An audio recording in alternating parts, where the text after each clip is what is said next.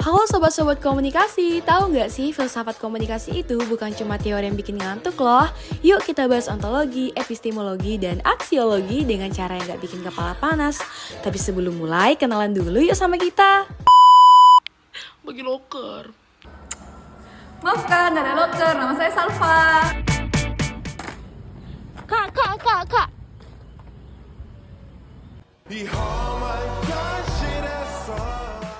Hai, saya Reza. Kakak, spill namanya kakak. Hai, nama saya Maya. Hai, saya Hajrah. Halo, nama saya Muhammad Irsan. Yuk teman-teman langsung aja disimak pembahasan pertama yaitu ontologi. Nah, teman-teman ada yang tahu nggak sih apa itu ontologi? Jadi, ontologi dalam filsafat komunikasi membahas hakikat dan bentuk dasar komunikasi. Komunikasi bukan hanya kegiatan mengirim atau menerima pesan, tetapi proses menciptakan makna bersama melalui simbol, baik verbal maupun non-verbal. Makna itu hadir karena manusia menafsirkan simbol dalam interaksi. Jadi, secara ontologis, komunikasi dipahami sebagai proses membangun realitas bersama melalui pemaknaan simbol yang sama-sama dipahami. Teman-teman, kalau kita ngomongin soal ontologi dalam komunikasi, intinya tuh simpel banget. Makna itu dibangun lewat simbol dan bahasa. Dan seru banget nih kalau kita lihat langsung contohnya dalam kehidupan sehari-hari. Contohnya, nada suara itu dapat menghasilkan makna yang berbeda. Hajrah bisa minta spaghetti mau sedikit mau. Tidak mau, Jak. Dan simbol visual bisa menyampaikan informasi. Bahkan ekspresi wajah dapat menunjukkan apa yang dirasakan oleh seseorang. Reza, bagaimana ini caranya kau Pak menjelaskan kemarin? Oh iya tuh, kemarin tuh ini kan jelaskan yang bagian sini, terus dijelaskan ke bawah, terus langsung di bawah.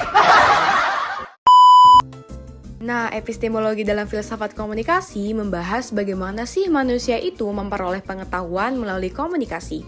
Dengan berkomunikasi, kita bisa memahami dunia, belajar dari pengalaman, dan juga saling bertukar ide serta pandangan. Komunikasi menjadi alat utama untuk membangun, menyebarkan, dan menguji kebenaran suatu pengetahuan. Proses seperti tanya jawab, diskusi, dan dialog adalah contoh nyata bagaimana sih komunikasi itu membantu manusia mencari dan mengembangkan pengetahuan.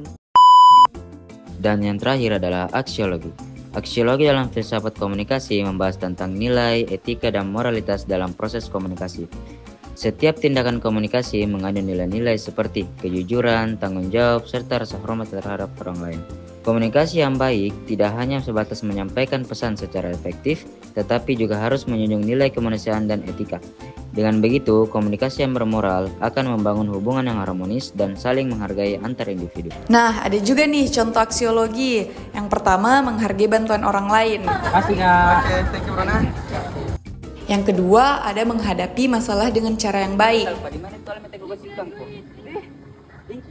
Dia mau hukum kau ambil, kita kasih kok. Bukan, Irsan. Jadi kalau aku dapat, memang kau ambil ki. Kalau bukan, Aku cari dulu Peng, kalau memang kau askolah. pikut saja kita sana, mana Arbet, Kak? Oke.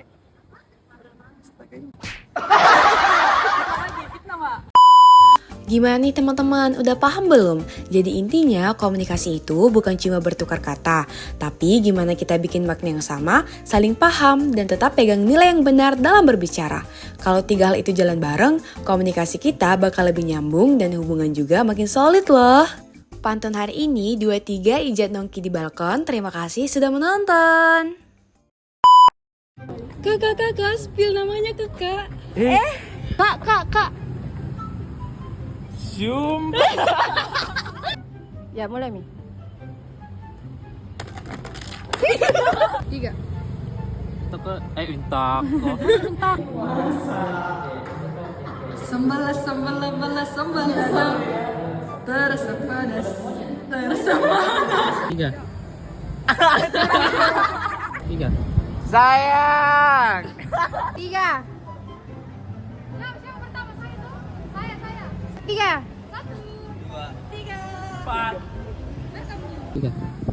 Jangan kuliah, please. Belum pi. Apalagi mau jam 9. Itu